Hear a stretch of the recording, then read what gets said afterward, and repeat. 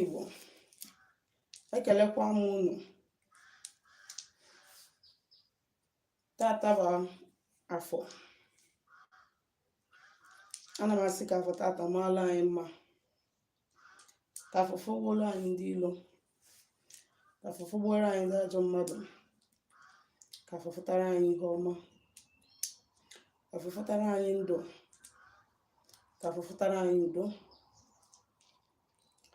ka afọ fụtara anyị ihe akụ akụ na ihe enwe enwe, ogologo ndụ na-arụ isi ike, udo n'iru udo n'azụ. A sị m na chi anyị na ezumezu mmụọ niile anyị na ha so ga-akwara anyị ụzọ ndụ, kwara anyị ụzọ udo, nye anyị udo obi n'iru udo obi n'azụ. A sị m na onye ọbụla na-achụ anyị ma ada ọ bịara igbu anyị ga-egbu onwe ya. Onye ọbụla sị na ihe ọma ma mme na ndụ anyị ga-ewere anazi elu mmiri. A sị m ka aja ana Igbo na ezumezu mmụọ niile anyị na-echukwa nye anyị udo, mepere anyị ụzọ bọsị afọ, bọsị nkwọ, bọsị eke, bọsị orie, afọ na-anọ ụbọchị na-anọ ise ise ise. Aka m bụkwa onye nke gị, Nwaada bụrụ ọma ụzọ mmiri, bụ onye mgbasa ozi ọma ọdịnala Igbo, bụrụkwa dibịa Igbo. Anyị na-agbasi afọ ike na-alụ ọrụ mmụọ dị iche iche, na-enyere ụmụ Igbo aka ịmara eziokwu gbasara ọdịnala Igbo.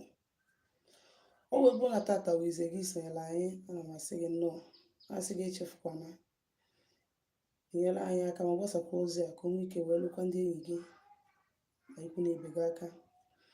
Ọ bụzikwa na anyị na gị dị na abụ eriko, ana m asị gị jisie ike, gị nwa bụ onye Igbo na-ege m ntị, na ọ ya mara anyị mma. Ihe nji maka ya wee kwụrụ ọgwụ iweghachita ntọala Igbo, iweghachita usoro ndị Igbo ji ebi ndụ n'ụzọ kwụ ọtọ, wee chaa isi ahụ mmụọ ozu nwoke mmụọ ozu nwaanyị. Ọ dị na mgbo eme, ihe dị mbụ wee dị, ihe ndị ichie anyị na ndị mbụ na ndị egede gwuwelu, ihe nọ n'ala, ihe dị n'ala, ntọ na ala jikọrọ Igbo ọnụ, emume ka anyị na-eme ya, wee na-agọdụ mmụọ, wee na-ekpelu Chukwu site n'aka ịkwụ ọtọ, wee na-asị nwa bụ onye Igbo na ọdịnala abụrụ igbu mmadụ, ọdịnala abụrụ ikechi nke mmadụ, ọdịnala abụrụ igwe ọgwụnalụ mmadụ ihe ya n'ike, ọdịnala abụrụ ihe ike, ọdịnala nwere usoro nwayọ nwayọ ka eji aracha ofede ọkụ. Wee na-asị gị nnọọ once again. Ịgakwasị n'isiokwu njimaka ya wee bịa. Ihe njimaka ya wee bịa tata bụ ihe gbasara dada spirit. Ihe gbasara ndị dada ka m chọrọ imetụ aka kịta. Ịma na a lot of people wụ dada, some amarụ na ha wụ dada, ụfọdụ ha tolitere agwa ha na ha wụ dada, they do not know, but some nwere ike amalụ due to the kind of active spirit ha nwere. Ụfọdụ nwere ike ha amalụ site n'ihe ha na-afụ na nlọ, na suspect ya na nwere ike ọ bụ na ha wụ such, ịghọtara. So dada abụrụ ajọ ife, dada abụrụ ajọ ife. Mana I know that enwere some years back mgbe m matagoro ọfụma, ọ na-abụ ikuru nwa dada, mmadụ fugo na-ele gị na anya somehow. But I thank the gods that I know no ahụ. This is the time of the rising suns. This is the time of the rising suns. Our ancestors are coming back. Forces, powers, oracles, they are coming back in human form to take over the land, to conquer our own, to take our own back, to conquer our enemies and restore our land. Onye akpatara ile anya, nna aga kịta ifo, enwere ike ifu nwoke ọwụrụ dada, nwunye ya bụrụ dada, nna ya bụrụ dada, nne ya bụrụ dada, mana ha mụrụ nwa dada. A lot of people now wonder how come. Ụfọdụ notice ya, ụfọdụ notice ya na ụmụaka ndị isi dada bụziri ibu kịta. So the same way ọkpụkpọ si wee dị rampant kịta, m ga-eji ha wee clear something. Ị na-anya efu na enwere ọtụtụ ndị akpọrọ ọrụ eze nwaanyị na ndị eze nwoke. Then nekwasị anyị efu na o nwere ụmụaka wụ ndị isi dada, ọ bụrụ na nne ha wụ dada, ọ bụrụ na nna ha wụ dada, but ha na-abịa wee bụrụ dada wee bịa, ịghọtara. So ịbịazie ụfọdụ a na-asị how come ke ka esi wee mụzie nwa ji otu a na ngwuru. Otu a ka gị nwa na onwe gị si ajụkwa onwe gị ese, how come abụrụ m, nna m abụrụ dibịa, nne m abụrụ dibịa, ka ezi ka esi wee si na dibịa malụ m. ihe a niile bụ ihe mmụọ na-eme. Now, ịbịazi n'isiokwu ihe eji maka ya wee bịa. Gịnị wụ dada? Dada wụ crown ka ọ bụ. Onye ọbụla ifo wụ dada bụ onye eze ka ọ bụ. Anybody ifuru bụ dada wụ onye eze ka ọ bụ. Ọgodo na-akpọrọ ya ọrụ dibịa ma ọ eze nwanyị. Onye eze ka ọ bụ. And iwu abụrụkwa na dada niile bụ ndị nwere kọlụ ka ha bụ. Ọ bụrụ dada niile nwere kọlụ, mana ndị dada na-adị extraordinary, ha na-enwe special gift. So mgbe gboo, ọ na-abụ amụọ nwa dada, Emmanuel messenger of the gods ka ọ bụ. Emmanuel messenger ka ọ bụ. Ọ bịara to liberate the land, ọ bịara to heal the land, ọ bịara for a great purpose, ọ bịara for a serious mission. Ọ bịara igwu egwu, ihe ọ bịara wee ezigbo mission ka ọ bịara na that obodo ime mgbe gboo. And mgbe gboo, dada na-adị one. Nwere ike ịbịa na the whole of a town, the whole of a village, ọ bụrụ ofu dada ka obodo a niile nwere. Ọ bụrụ ofu dada ka obodo niile nwere. And that dada mmụọ ya nọ n'okwu arụsị, because mgbe gboo na a na-ahụ ndị dada ka ndị arụsị lụrụ ụwa, na ha wụ arụsị n'onwe ha. Their deities in human form mgbe anaka adị mma. Mana due to ihe bịa mebisia, kịta now everybody is giving birth to dada. My concern abụrụ that everybody is giving birth to dada. My concern is how do you handle those spirits? How do you handle people with such power, with such spirit? Ọ bụrụ na ịwụ somebody with a good star, ị na-eje for anointing service na church, ị na-arapụ pastor, ọ na-eme deliverance, ọ na-emetụ gị aka ebe a. Ọ na-emetụ gị aka ebe a. Ọ bụrụ na a demonic pastor, to remove your power, your gift, your star, amandiri ya difficult. Ịnapụ gị ike gị, ịnapụ gị oke gị, amandi that's priest or whosoever, difficult. Because n'isi ebe a ka crown na-anọ, ebe a ka star na-anọ.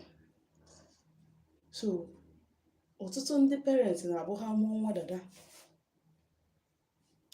ha sị na fada ga-akpụ nwa ahụ isi, ụfọdụ asị na pastor ga-akpụ nwa ahụ isi. Ekpecha shakatatatatatatatatatatatatata, awọ nwatakịrị mmiri nsọ in the name of their delivering that, because ma ha nwa bụ ndị ụka, ha ma na dada nwere spirit. So ekpecha that thing so that they will bind the spirits according to their own belief. Amesịa ya akpụ onye ahụ isi, and remove that person his or her crown forcefully. Some children are not survive here. Some na we emesịa ha yaba arụ, yasi arụ ike. Ụfọdụ who adults can aya arụ today as a result of that.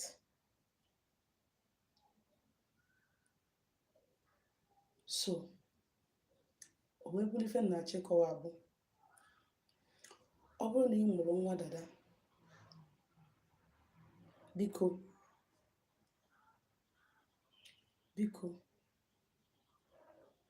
iwọchi mgbe ahụ ịkụ nwa dada ahụ n'aka. Even the father adịghị emetụ ya aka n'isi. Sọsọ mma ya mụrụ ya onye na-adị graced imetụ ya aka n'isi. A lot of parents na-abụ ha mụọ nwa afọ na nwa ahụ bụ dada n'isi ya na-afị. They will tell you that na ha chọrọ nwa dada. They will be deciding for the universe. They will be taking decisions for nature. Na ha chọrọ nwa isi dada. Ha na-force nwa ahụ na-ekombu ya isi. Na-ekombu ya isi. Some they even go as far as akọbigide nwa ahụ isi. Or they go and cut the hair without the proper thing. o kwesịrị imerụ nwata bifo kpụọ ya isi. Ọ bụrụ na anaghị akpụ dada isi, a na-akpụ dada isi, mana o nwere omenala ihe eme wee kpụọ the person isi ya. Ụfọdụ ndị dada na-eji ọnụ ha ekwu mgbe ha ya akpụghị isi. Ha ga-eji ọnụ ha sị gị, ngwa, I want to cut my hair now. This is what you buy for me. Buy for me bicycle, or buy for me biscuit, or buy for me whatever. Ị gotala ya gift ga-eme ọ dị happy. Eme omenala, o nwere sadaka ga-eme n'ụmụazị ịkpọ nwatakịrị isi. And mgbe gboo, onye na-akpọ nwatakịrị isi wu a native doctor, not pastor, not your pastor, not your reverend father. Or a native doctor, dibia ya akpọ nwa ahụ isi, chief priest ya akpọ that dada child isi. Because that chief priest ga consult spirit ya na ya na-abụ so nye ihe ya na-eri. O wee mekwasịrị aka ga-eme nyekwa that child nke ọ na-eri wee kpụọ ya isi ejie ya oyi. Let me tell you, ị chọrọ ka nwa gị bụrụ ọgbanje, ị chọrọ ka nwa gị bụrụ isi dada na o nwere ka ọ bụrụ ọgbanje. If you like, kpụọ ya mara osinachi bụ osinachi. Ị like ya kpụchachasịa ya osinachi bụ osinachi. Anaghị agbara ya card. Ọ dị ka ndị di ya na ndị eze nwaanyị na-abụ ha bido ọrụ. They feel that the best way to do this thing bụ by ibu dada. They feel that the best way to manifest their power ma ọ ka ndị mmadụ ọfụ ha malụ na ha bụ agbara, ma ọ ka ndị mmadụ ọfụ ha tụọ ha egwu. You see somebody obi ụra na-etu nzu, o jee afịa ya isi ọpụta osi n'obu dada. Osinachi bụ osinachi. Ihe ọbụla na-esoro mmadụ na chi, imitation bụ imitation. Ọ bụrụ na o nwere ihe bụ na mmadụ na-anọ na nlọ, ekecha ya isi na nlọ, o bilite na mmadụ isi ya afịa is a different thing. Ịnọ na nlọ akpasịa ya isi ya afịa, ịpụtazie in the next one isi ya afịa. Ịghọtara? Is a different thing. Mana ndị nke gị chọrọ ka ibu wee keep with dreadlocks. But for ndị na-abụ ha na-eje amụta ya amụta, they want to wear dreadlocks because others bụ ya, so that ka asị na onye awụ odogwu, onye awụ dibịa, onye awụ eze nwaanyị, ọ pụtazi ọ rapụzie ya tatad, ọ dịka onye ara na ya. To me, when the spirit of dada come knocking, o nwere ike ịma mbụ n'inwe ya, and o nwere ike inwe problem. Ichie no attack ọrụ elu, ma ichie no ndị na-alike ọrụ na-alụ from somewhere na-eme gata. Mana ọ gị ji aka gị ebunye ya onwe gị. Na efere ebe a na-eke gị isi n'arụ does not mean na ewu dada. Na efere ebe a na-eke gị isi n'alụ eminụrụ na ewu dada. And eminụrụ na ihe apụta keep with locks. Ihe na-achọ ikwu bụ na enwere so many people na-aya one thing or the other currently because of the way ha si wee kpụpụ ha isi dada ha. Because of manners, parents ji wee kpụpụ ha dada. O nwere ike ihe na-eme nwa gị ahụ, ọ bụrụ gị nwa mere ya, mana ị marọ. Ifilie nọ ihe aka merụ, ma ọ na onye a na otu na-enye ya nsogbu karị, mana ọ gị nwa mere ya. There is still a solution. There is still a solution. Ọ bụrụ na ịkpụpụgo nwa gị dada n'ike, ma ọ bụ na akpụrụ gị nwa dada n'ike, ọ na-enye gị nsogbu, there is still a way out. A ka nwere solution. Ọkachasị ndị a na-akpọ nwa ha na-ayakasị arụ. Ihe ị ga-eme bụ first of all ije nyechi ya nne. Second thing ị ga-eme bụ nwatakịrị ahụ gotara ihe ọ na-like. Ị gotara ihe ọ na-like, imeela ụmụaka sadaka.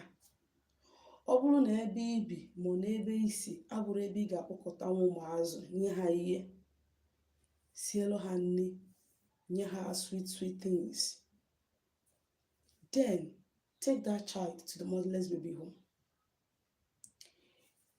You understand? Mana ọ bụrụ na ebe ị ga-anọ enwere ebe dị conducive ị ga-anọ wee so ije chọta aka oyibo 4 aka oyibo 4 ịchọta ya ịgotala ụmụaka ihe a na-alaiki ga-esi ụmụ ihe ụtọ ịpụta n'otu mbọsị unu ga-eme ya anyị nọ n'anyanwụ wee were aka oyibo wee saa nwa ahụ isi ya nke ọbụla ekufuru wolu mmiri gbasịa mmiri ya n'isi saa ya isi. The mother, I'm talking of the mother.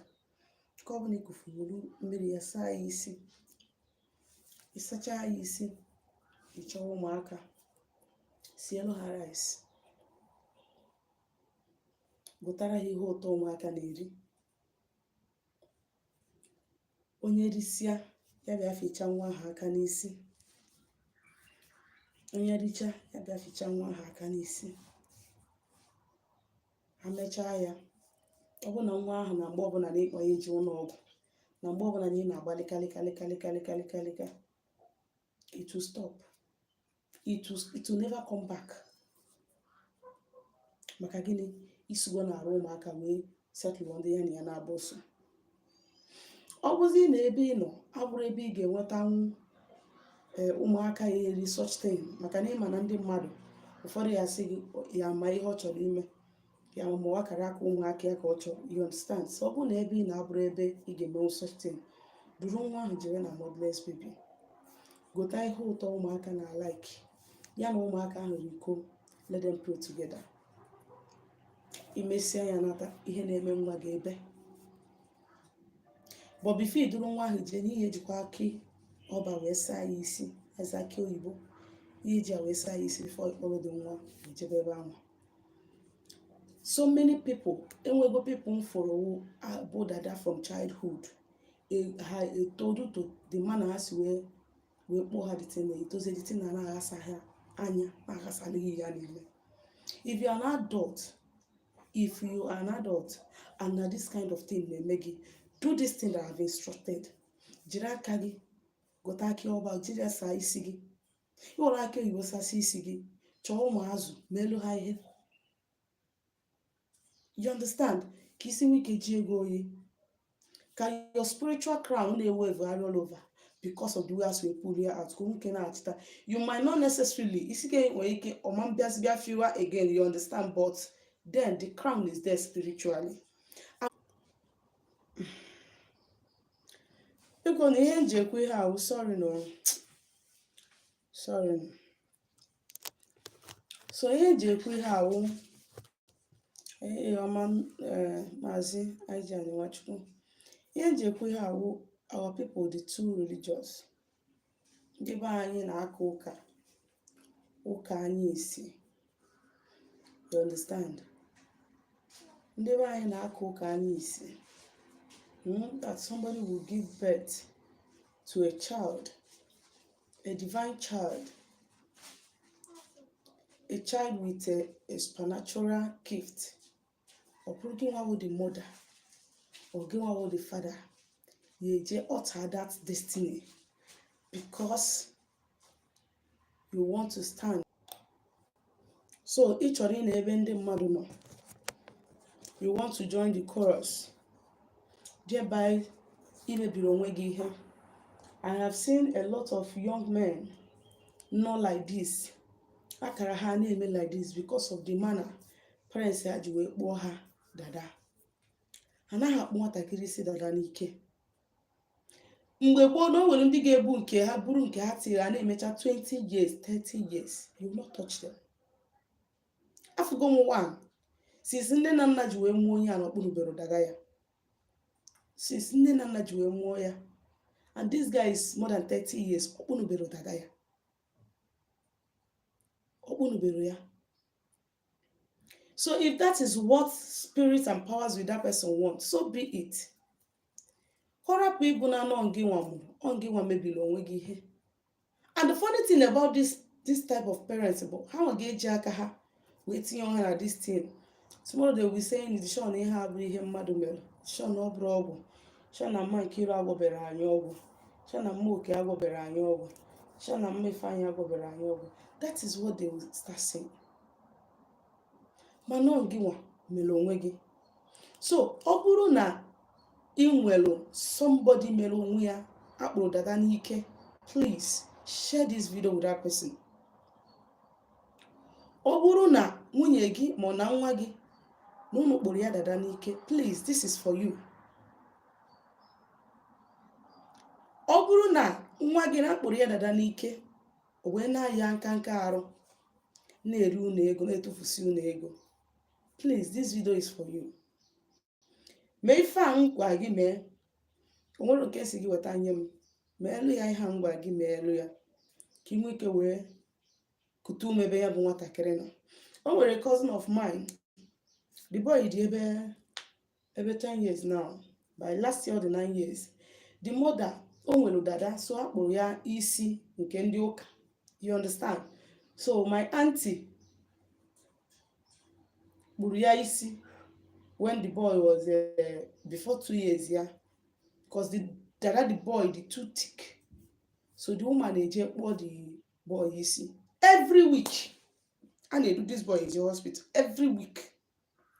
Aspect the go ebe this boy, you know, spend digide. One day mkpụọ the mother si auntie, ọkwa ịma na nwa ahụ dada, ọkwa ịma na ịkpụrụ nwa isi n'ike, menu ihe dị ụta, menu ihe dị ụta, ka anyị malụ ma arụ anaghị ya nwa ọka ga-agị ya.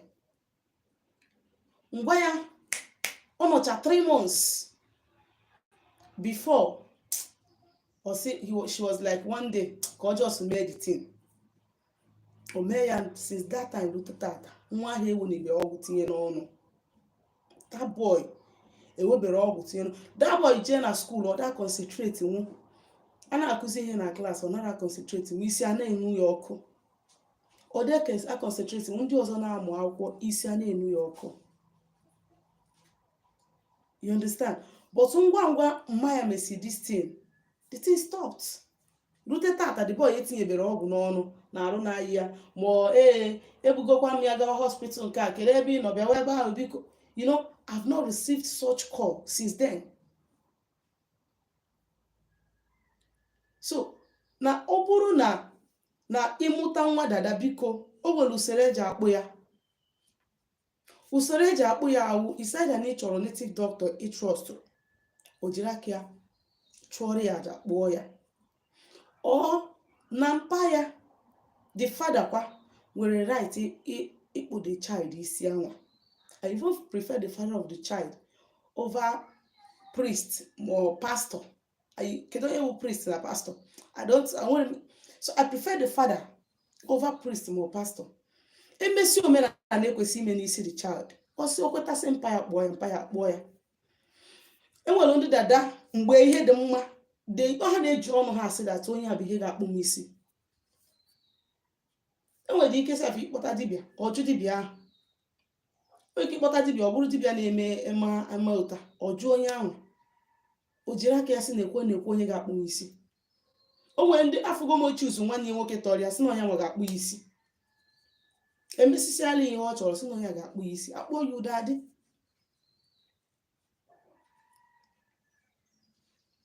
N'i na-eje ụka, asịrọ mmadụ eje n'ụka, onye na-eje jebe. Onye chọrọ ije ụka, nekwa gị nekwa chọọchị. Ọ bụrụ na mmadụ eje ama mmepụta sị gị eje n'ụka, if you want to go, gbasara dị m. Ịghọtara? But mara amalụ na o nwere some things a na-eme omenala solution ya. When you want to deceive yourself, you go and speak in tongues. But when you come to the real business, omenala, you must submit to culture and tradition. You must. Ehi ọma nnukwu nwanyị Nkechi Okonkwo, ekenekwa ahụ gị. Maazị ndewo. So o nwere ụdị ihe ọ ga-agbapụtalụ gị ga-eme omenala, maka na ị na-eje ụka, igbu ụka n'isi, agha mme gị ịpụta isi na mankwụ bride price gị. Are you getting it? Ma ọ bride price ekwesịghị ịkwụ nna gị ewejele ya pastọ gị maọbụ bishọp gị maka na ị na-eje ụka. Yeah, this is tradition. So godi gị bụrụ reverend sister, it decide ịnụ di, this is tradition and it must prevail. Onye ahụ mere nji wee sị na o nwere ebe ọ gbara omenala na chọọchị, no matter what, come rain come sun, omenala na ụka abụrụ mate and they can never be measured. Forget the fact na ndị ụka na-ekwu ma nke ha melụ ma nke ha na-emerụ just to gain followers so that people will come closer to them and believe in the trash they are talking. Ọ bụ na ị chọọ ịnụ nwaanyị, omenala ị ga-eme n'isi ya mesalụ ndị nọ na ị ga-eme ya, ọsọ gị bụrụ bishọp, ọsọ gị bụrụ pastor, you must do it. Unless o nwere ihe dịka marriage unu, ọsọ gị kpọọ party now, ụwa niile eju na aṅụcha mmanya. Spiritually, o nwere marriage iji ụgwọ, mmụọ nsọ ya ga na-agba gị ụgwọ, mmụọ nsọ nke nwaanyị ga na-agba gị nwa bụ nwoke ahụ ụgwọ, mmụọ nsọ gị nwa bụ nwaanyị ga na-agbakwa gị ụgwọ na isetụlụ ha wee jee na ị na-anụ di. So ihe na-ekwu ihe anụwa bụ na there are situations ọ ga-abụ our people have to wake up. If you like, go and shout, because a lot of people band ha na-agba na church bụ ihe na-akpọ ha na church. A lot of people who it is only on Sunday that they have opportunity to showcase their new wears. Yes, and their new shoes, and their new hair, and their new bags. It is only on Sunday that they have the opportunity to show it off. So if you want to go and do fashion parade in the church, no problem. Mana nke wo omenala ikwesị ime ya. Korapụ ịbụ na anọ gị nwajiri aka gị wee mee gịnị? Wee bụtara onwe gị ihe na-eme gị. And mgbe ọ bụ nwaji aka gị bụtara onwe gị ihe na-eme gị, na-akpọ onye nọrọ onwe ya na-enwere ife omelụ gị afa, you are tying yourself the more. This is one thing that people don't know. Ọ bụ kịta na that your predicament, you caused it for yourself. Ịpụta na-akpọ onye na-enwe ụdị ka aka ya si wee na that thing. You are bringing more cost upon yourself. Ogo family info, their only son was Dada. Their mother was the one. The mother said that she's not going to answer her call. O make the church wee nwụrụ. The thing wee mazie nke nwoke makwa nke nwaanyị ọzọ. Wee na-aghasa. As in, wee na-eme this boy megide ya nke ya na-asị ya kala were nke ya wụ first class. And until they do the needful, isi awanji oyi. Until o nwere ihe tibia na-asị mmadụ weta ego ka nchọrọ gị aja. Nwee ihe this thing now m na-ekwu abụrụ ihe ọ ga-abụ dibia ga-emelụ gị. If you wish ka ọ bụrụ dibia melụ gị, dibia ahụ emelụ gị, onwe oke kwesị inye ikenye ya. But ọ bụrụ iwu na dibia melụ gị, you can do it on your own. Kpọta nwa gị ahụ, go and look for coconut ebe ọ bụla ọ dị na. Because na omego bụ na omego. Ihe a na-preach bụ for ndị ka ga-amụta ụmụ aka dada ya dị desire ikpughe isi n'aka pastor ma prophet ma iji aka ha. In fact, ana m ekwu o melụ m before I start this work, my child wu Dada. Before I start this work, my child wu Dada. Mbilite n'otu ofu ka isi afọ. I did my own bụ that na m aghọtara ihe ọ bụ. Aghọtara m ihe ọ bụ. All my life I've been going to church. Nwa mụrụ at 24 years. O nwere ihe amaghadị m ihe wụ Dada. You understand? So, ihe mụnwa mere nke ma word self na mụnwa. No, I did not even know. Maka na ụmụ onye na-eme even when I was going to church and meme nke Caesar dere Caesar nke Chukwu dere Chukwu ọ ihe believer mgbe ahụ. So nwere ihe ọbụla gbasara ọdịnala m meje m aka n'isi gafelu. So ọ bụrụ na m myself nọ ihe aka ọ bụ aka m ajụ ajụjụ before m metụ ya aka. But because of the way the things are a fold or tango, I feel I was forced to ikpu isi at 9 months. Oruo 1 year kpụọ isi.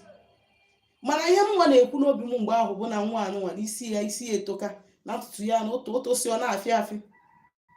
And all virgin hair na mama betinye ya relasa n'isi at that age. That was what I was just saying to myself. Mkpọrọ ya je na barbing salon akpụọ isi. And when she was just still small, mkombo isi arana ya, but amarom no that thing na me. I was ignorant. Onwere onye gwalụ m.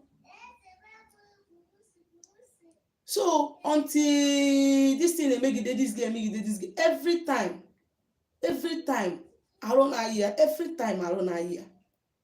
Ngote ego mmeji wee nye ya na were ya wee gụọ ọgwụ until I mbịa ghọta ihe na-eme ya nsị oke ihe nwa I settle them udachia onye ọbụla na ọrụ onwe ya.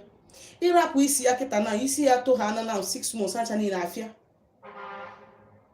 Nrapụ isi ya kịta na nsị ka ọ bụ ntutu 6 months acha niile afịa.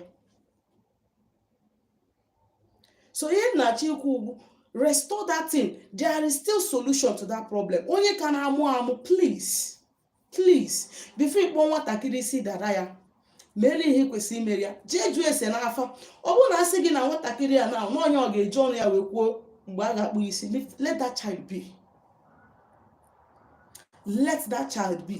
Ihe ma bụ make sure na ịsara ya arụ ọfụma, yie ya kwa dị neat. Let that child be. Kọrapụ ịbụ na gị nwa mụrụ nwa ga-eji aka gị wee mebieri ya akara. Ekwuchakwa m ka ọra m n'ọnụ. Ndewo m.